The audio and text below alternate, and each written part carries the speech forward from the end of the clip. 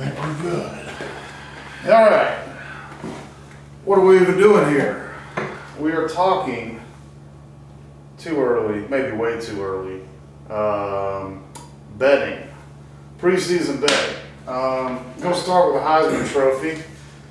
Right now, Vegas odds has Caleb Williams from USC at 4-1. Makes sense considering, he won it last year, didn't he? Yeah. So that's a great speech he gave too, man. Yeah. Completely won me over in the speech. I missed it. I've heard good things about the speech, so I should probably revisit that.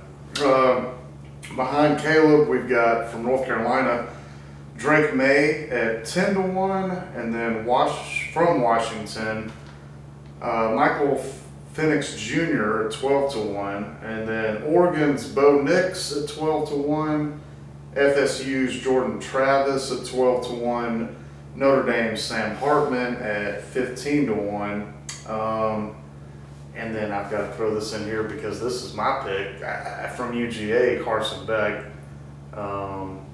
at 40-1, which are long odds compared to the other folks. As soon as it drops on my bedside, I'm on it. You're on that, yeah. That's. I mean, I am too. And with the caveat of we're going to do kind of a regular odds betting show, just part of our routine. We're going to try to fill in, weekly, especially when the season gets going. Definitely weeklies, but we don't give financial advice. We don't give advice on anything. This is a YouTube show. I do. It's just bad. Yeah. Okay. All right. He gives financial advice. Just poor financial advice. Poor financial. Yeah. If you win money on our picks or you lose money on our picks, that's on you. Okay. That's got nothing to do with us. This is just our opinion. Period. I think I'm going to ace stop. The season in bets. You're going to ace it best. Yeah. I mean, there's no reason you won't pick all the winners. That's right. They're right there in front of them. They're right there. Pick them, You got a 50-50 chance, a lot of it, We actually hit the, not the trifecta, what was it called where you pick them all right? We had a parlay that we won during the season. Twice. 2 weeks we won the parlay. I do believe that's correct. And then we won the parlay of the World Cup as well, so stay tuned for World Cup in 4 years. Yeah. 3.5 years. 3.5, yeah. Right around the corner now. All right, well let's talk about it. Caleb Williams 4-1. I mean, that's fair, right? That's fair odds, I would think.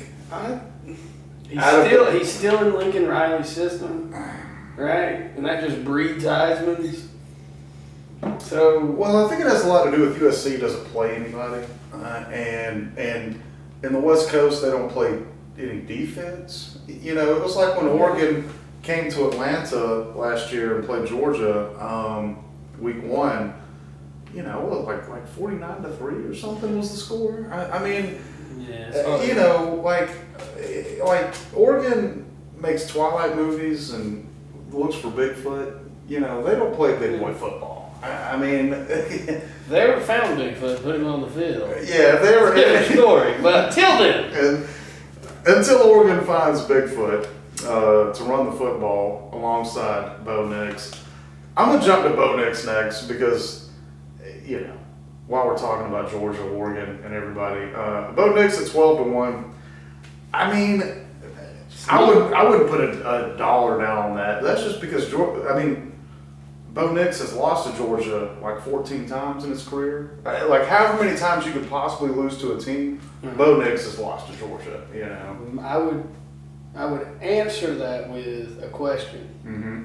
Do they have Georgia on their schedule this year? Well, not in the regular season. However, Oregon probably has just as good a chance of anybody coming out of the West, right? Making it the pack. Yeah, I mean, to make it to the Final Four.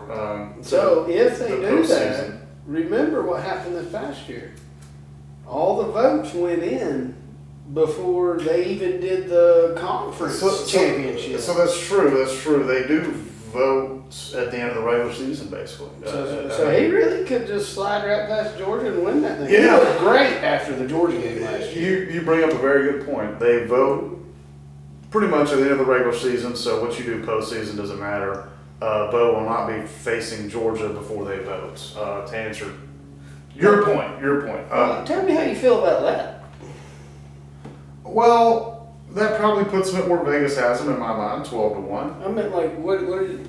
I don't think that vote should go into at least the conference championship. Yeah, because most, if not all, finalists will be in the conference championship. Even during the AP days and the BCS days, I always thought they need to let the season finish before they vote for the best player of the year, because a lot of times your finalists are going to be on the better teams or the best teams. And a lot of times they're going to end up playing each other in the big games at the end of the year. So if you've got a couple of guys who are finalists, and it's neck and neck and it's coming down, why not let them duke it out, for that trophy? Has the Heisman Trophy lost its allure to you? Has the Heisman Trophy ever had any allure? I mean, has that ever been something where you're like, as a Georgia fan, it's hard to be allured to it right. because we don't single out one player to exploit. Sure, yeah. But to answer the question legitly, I think NIL has muddied that water. Mm-hmm. That used to be something every player sought after, because they weren't getting much other than team recognition. Right. And that was a true, here's you something for doing a good job. Well, now we have money. I mean, so tell me, if Williams, right? Mm-hmm. Does he want the Heisman Trophy, or would he have another $1 million on his NIL at Texas? I think he'd just as soon go take that extra $1 million. I might be that person. I guess what can you sell a Heisman Trophy for? He would have an extra one that he could pawn. That's true too. I mean, my problem with the Heisman Trophy is it's just too damn political. It's just too damn political. I don't, and it's so statistically driven. It's so driven by stats that it's like, back in the day, if you were running back, you could get it. Now, in the era of throwing the football all over the place like we do, it's basically a quarterback and receiver battle, and running backs don't stand much of a chance. Defensive players definitely don't stand much of a chance. Offensive linemen don't stand much of a chance. I mean, even like, let's say Brock Bowers, for instance. Like, what kind of numbers would Brock Bowers have to put up to be considered in the Heisman Trophy race? Now, granted, they do sometimes kind of take a body of work into consideration, right? Like a career. Right. But, I mean, Brock Bowers is probably going to have to catch over 100 yards a game for 12 games, right? 11 games. Mm-hmm. I mean, he's going to have 1,200 yards plus receiving, an additional 500 rushing, and, I mean, I don't know, like 20 touchdowns? I mean... Yeah.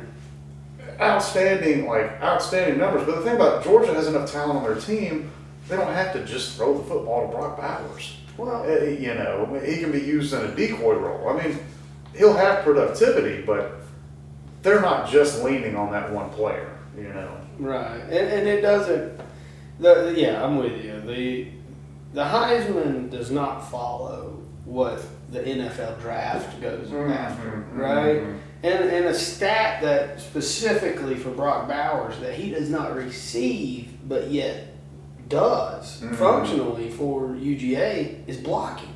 Well, and so that just kind of solidifies the point of like the Heisman Trophy is complete and total bullcrap. I mean, when's the last time a Heisman Trophy winner was the first overall pick in the NFL draft?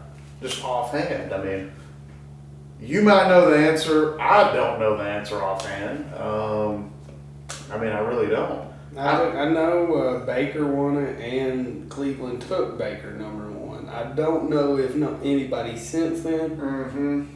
Which that would probably be it. I don't think Kyler Murray went #1.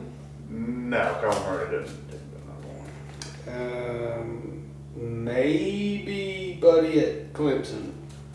Trevor Lawrence? Maybe. But did he win the Heisman and get drafted in the same season? That's where my maybe is. Oh, okay.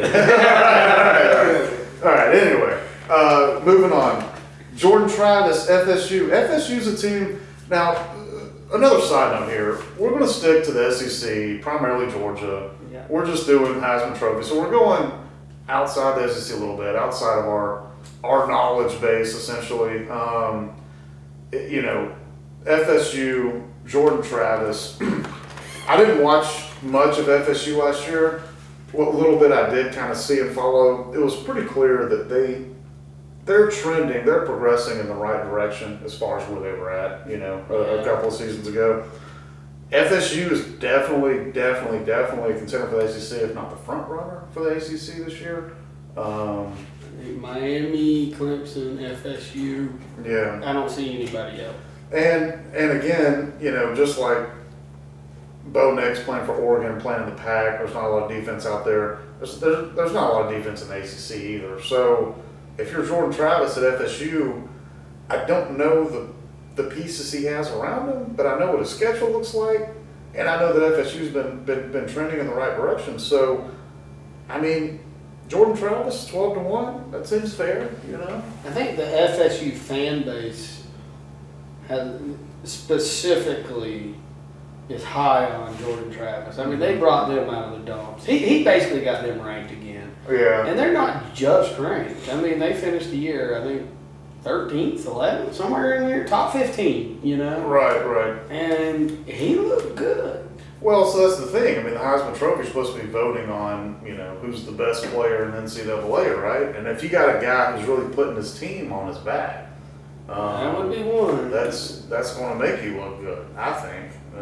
Because, like you said, there's not much defense winning those games down there. No. And the offensive line for the longest is what really put them in the turmoils of college football, Mm-hmm. I think, they got Jaheim Bell out of South Carolina. That's going to give you that's an athlete at tight end. Mm-hmm. Okay, give him a shot. I don't know really what else they got, but I know their recruiting classes have gone up. So their talent from 5 years ago to where it is today, Big difference. The fan base should be happy, Yeah, well, and FSU's one of the schools that, they seem like they take some pride in football. They definitely do. They've got some good history of playing football down there. Just landed the 5-star that Georgia had committed, took him from Georgia. Mm-hmm. Another tight end, so maybe they got something going there in the right direction. Maybe. Let's stick with ACC. North Carolina, Drake May, M-A-Y-E, Drake May at 10-1. He's second favorite in the Heisman as of right now. This is April the 19th. We've got the summer portal. Things are going to change a little bit, maybe a lot. I don't know. He might not even be with that team. Yeah, Drake May may not even be in North Carolina. Nobody knows because it's 2023. This is a different era of football. Drake May. Any thoughts? What's your thoughts? I'm selling that bet. Mm-hmm. Okay, for the past 3 seasons, North Carolina's had that quarterback. Mm-hmm. At the end of the season, you stop hearing about it. Yeah, no. Sam Howell went from number 1 overall to, is he going to get drafted in the first round? I don't even hear his name getting talked about in the first round. Yeah, I mean, well, these teams are struggling against Wake Forest and stuff like that. Like, I don't even watch North Carolina's games, right? So I don't know, I'm not sure if I've ever seen this kid throw the football. So I definitely can't put money on him to win a Heisman, And they probably found him off the basketball team. Right. So Drake May 10-1. We're selling that. Don't touch it. Not touching that. I'm not touching it. I'm not touching that. All right. Let's move on over to basically the ACC in every sport besides football, which is Notre Dame. Sam Hartman at 15-1. I will say this about Notre Dame. Notre Dame still has a big following in college football. They get a lot of love from the press. They're always overrated. But they're always a decent football team, too. Hey, they were tough outs for Georgia in What was it? They definitely played Georgia two very, very good football games back-to-back years. That was 17, 18 maybe? No, there was 1 year in between. It was 17 and 19 or 18 and 20. Mhm. It wasn't 20. Yeah. It was 17 and 19. Yeah, they did a home and away. Definitely, yeah, some classics, some absolute classics those games were. Hats off to you, Notre Dame. Georgia won both of them. Sam Hartman, Notre Dame, 15-1. You know, I don't know. That's probably not going to buy that just because that's political. Anytime I see Notre Dame's name associated with something as far as an accolade or, you know, high ranking, I'm immediately going to think overrated. I'm immediately going to think that. That's going to be my first reaction to it. Sam Hartman, Notre Dame, 15-1 Heisman odds. I'm thinking overrated. I mean, Notre Dame didn't show me anything last year that they're trending in the right direction. They lost their head football coach, who's now at LSU, doing a pretty good job down there. Not saying the guy that's at Notre Dame can't do something, but the best game they played all year was their loss to Ohio State in week 1, when they kind of hung in there with them, when Ohio State was supposed to beat the brakes off of them. I'm with you. My thoughts, I'm holding. You're holding? But one, okay, but I agree with what you said. I think those odds might get better before the season starts. You think so? I do. I think people like Carson Beck, I think, you know, we both like for Heisman. Yeah. People like that's going to come in and move his numbers. Mm-hmm. You know, I mean, anyways, I'm just holding. I'm not going to go anywhere with it. So when you say better, you mean he's going from 15-1 to 20-1? Correct. Better for somebody For the better betting on him. Yeah. Well, don't lock him in at 15-1 because if you bet today, that's what you got. That's why I'm holding. Yeah. Okay. I'm not betting on that one. All right. The last one on our list we're going to talk about is Carson Beck. You had to scroll way down the page to find him. He had the same odds as Brock Vanderdrift going in, both at 40-1. I wouldn't. You could give me 1,000-1 on Vanderdrift to win the Heisman, and I wouldn't give you $1. Carson Beck at 40-1. I love that. I absolutely love that. Well, I think it's as simple as I think wins and losses control that individual award. Would you agree? Team wins and losses control that award.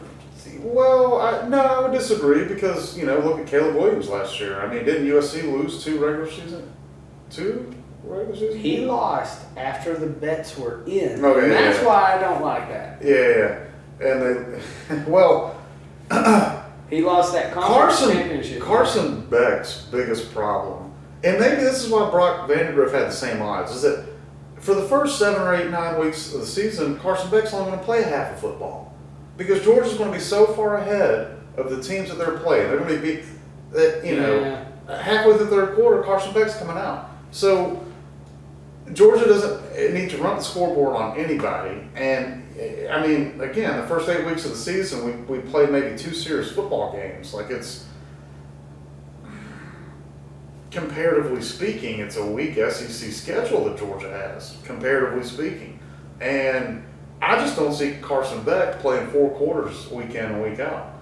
I don't see that at all. No, but could he put up 300 in each of the first halves? Well, again, that's going to go on play calling. What does the coach want to do? Does the coach want to throw the ball? Does the coach want to run the ball? Right. You know, that's is Carson Beck the best quarterback on this list? Because this is a list of quarterbacks, right? Like, yeah, he is. In my opinion, he's the best quarterback on this list. You know, is he going to have the numbers of Caleb Williams? No. Is he going to have the numbers of, Bo Nix? Probably not. You know, Jordan Travis? Probably not. Is he a better player? I think so. You know. What were the odds on Travis? Jordan Travis was 12-1. I'll buy that. You're buying Travis at 12 to 1? That dude was feeling confident at the end of the year. I'm buying Carson Beck. Mm-hmm. And I would love to know where KJ Jefferson is on that list. Yeah. I didn't look KJ Jefferson up. What about? If you didn't see him, then I imagine his odds are pretty good for the better. Right. Yeah. And yeah. Exactly. Yeah. So, I did 2, 3, 4. He gonna put up some stats this year if he stays healthy. He's gonna have great stats. Mm-hmm. So. Sneaky pick. That's your dark horse right there. Michael Penix Jr. from Washington. Did we talk about him? Who is that? I don't know. Okay. He's 12 to 1. We don't know who Michael Penix Jr. That tells you how much Washington football we watch. I'm assuming he's the quarterback at Washington. I've heard that name. I don't know if he played last year. If he's a returning starter, that in my mind, as I equate what is a good bet, mm-hmm. I add that on the positive side as a returning starter. Right. Will Rogers at Mississippi State. Everybody's forgetting about him. That's right. a 4-year starter coming back. Mm-hmm. Okay, yes, he put up 4,000 yards in the air raid system last year. Mm-hmm. Mike Leach is gone now. Nobody knows what What's that gonna offense happen, is really going to look like, but that's a 4-year starter. If the odds are insane, I mean, $5 could get you $2,000. Well, and I'm curious. I've got this written down. Let's revisit it. Say week 10, right? Yeah. And see how much things have moved and how much things have changed. Look, a lot of the preseason. This is just fun, right? I mean, preseason is full of so much smoke that you kind of have to let clear out before anybody knows what's going on with anything, really. Literally all these players get hurt by week 2, and then there you are. It's football. Crazy things. Then where's Van Griff looking? Yeah. He's back to 40 to 1. Leader of the clubhouse, He's back to 40 to 1. I don't know, man. I don't even know if he would get the start over our red shirt. Is there anybody else as we just think around the league? Well, you got Cohen. Let's move on. You got Cohen up at Michigan, the running back. Before he got hurt, he was a Heisman finalist last year. Yeah, I think it's going to be really hard for a running back. He's going to have to rush for over 2,000 yards. He's going to have 25 touchdowns, 30 touchdowns. I mean, I don't know. It's not impossible, but yeah. Moving on, national champions. Vegas has the University of Georgia at 3 to 1, Alabama at 5 to 1. Ohio State at 7 to 1, Michigan 8 to 1, University of Southern Cal at 12 to 1. UGA 3 to 1. Are you buying? No, because I don't think I'm going to make enough money to justify it.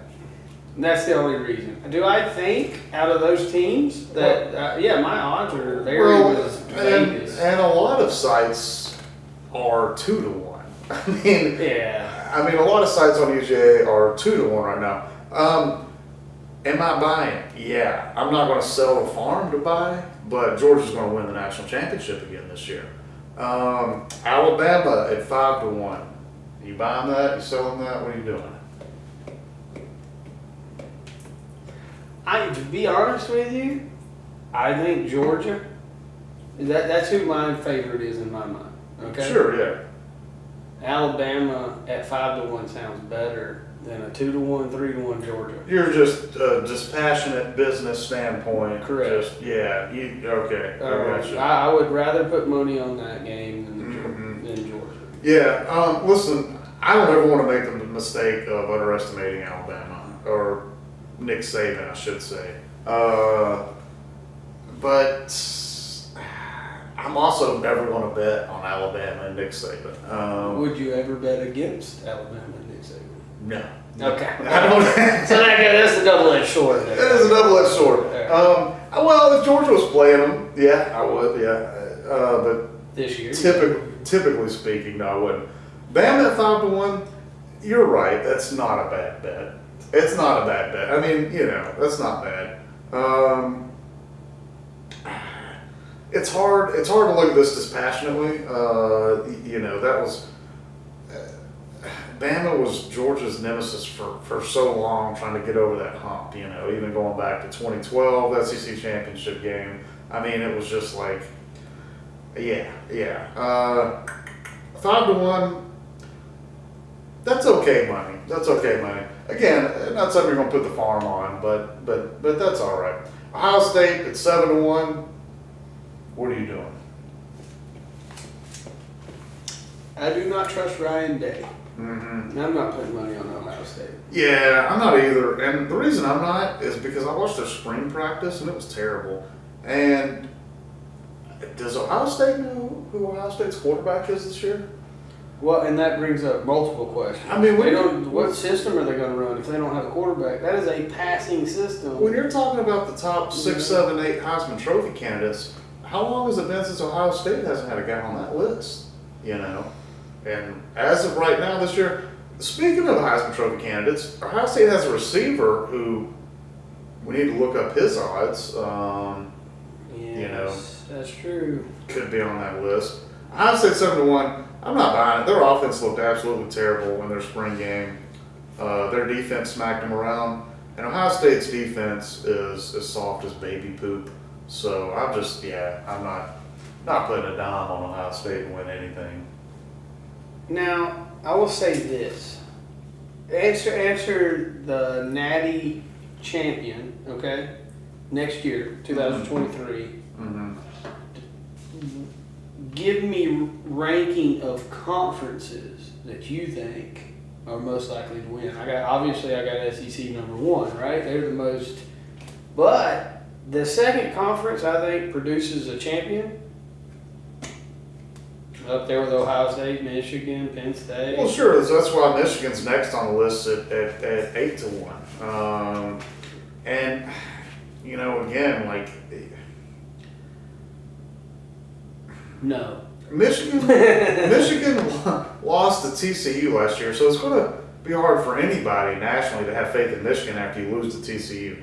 And then the year prior to that, in the playoffs, I mean, they got walked out of the stadium by Georgia. And it's just like, Michigan looks like Georgia and Alabama's JV squad, Like, yeah. It's like there's some dudes, there's a little bit going on, but it's pretty much like their JV squad, That's Georgia's practice squad, is Michigan. And I'll tell you this, too.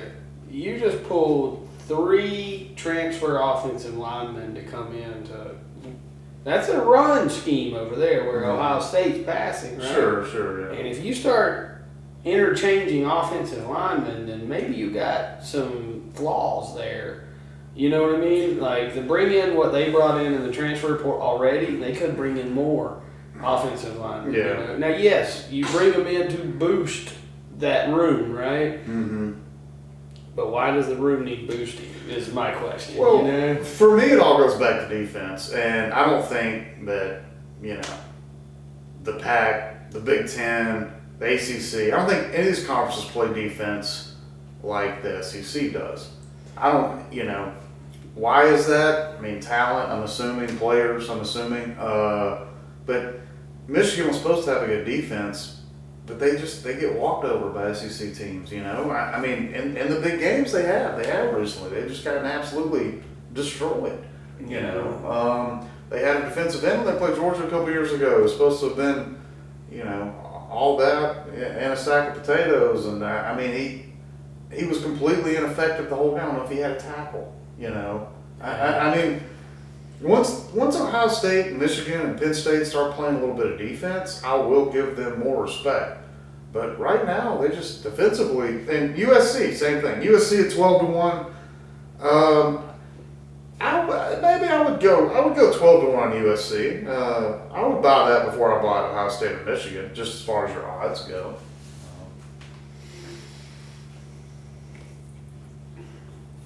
I want to take that. I think I will take that. Yeah. I think I'm with you. Obviously they're the clear favorite to come out of the pack. In my mind, Oregon's there, Utah is there, but Utah lost a lot. Oregon's lost a lot. USC has brought in some talent. Lincoln Riley's kind of revamping that roster. USC kind of has the I like it. Notre Dame effect of they've got a big following. They're a big school. They got money to work with a lot of that stuff. They just bought a guy from Georgia's roster, actually, our defensive tackle. Heard he got a new Ferrari out of the deal, which is nice. It was actually a Porsche. Oh, a Porsche. Oh, Yeah. Excuse me. Okay. Yeah, All right. I think he got the hat too. Oh, wow. Yeah, big deal, big thing. You're going to buy a Porsche, you're going to get a free hat. That's just, Mhm. that's an always and forever kind of a thing. Yeah, you buy a Porsche. So, interestingly enough, Vegas has UGA, Bama, Ohio State. ESPN has Bama, Ohio State, UGA, or Ohio State, Bama, UGA. ESPN's got it backwards. I think it's just a talking point. I mean, the pundits have to have something to talk about. I don't think. First of all, that's When going you to talk, change. when you talk with your money, which is the Vegas odds, which is Georgia's basically 2-1, right? I mean 2.2 to 1. Money talks louder than ESPN. Yeah, you know what I mean. That's true. Money talks way louder than ESPN. I think they just need something to talk about. That's that preseason ranking. And personally, as a Georgia fan, I love being ranked. Rank us 30th. I mean, don't have us unranked. You know, the unknown, the underdog, the dark horse, back-to-back national champions looking for a third. You know, I mean, that's rank us whatever you want. Nobody gives a crap. You know. Yeah. I do want to throw a dark horse team to make the playoffs. I guess making the playoffs gives you a shot to win. Mm-hmm. And just like KJ Jefferson for Heisman, I want to throw up Coach Fickle up there in Wisconsin. He just left Cincinnati and took over Wisconsin's program, Mm-hmm. which is on the other side of that division, right? Mm-hmm. Where you got Michigan, Ohio State, Penn State all on one side.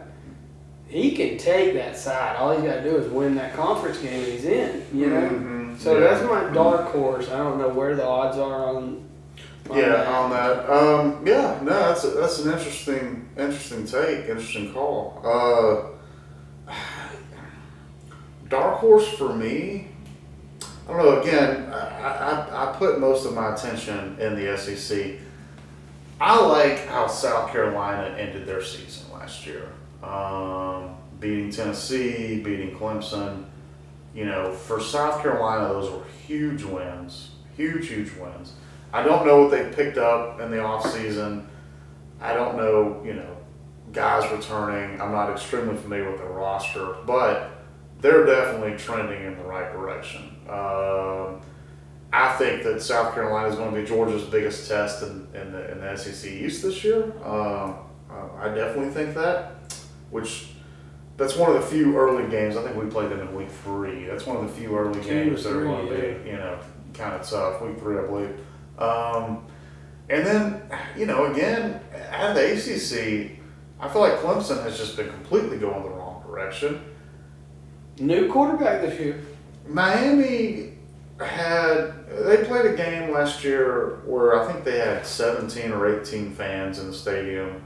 I mean, you know, I don't see Clemson doing a lot. I don't see Miami doing a lot. Florida State, if you can come out of the ACC, if you can win the ACC, even with a loss, you're the ACC champions.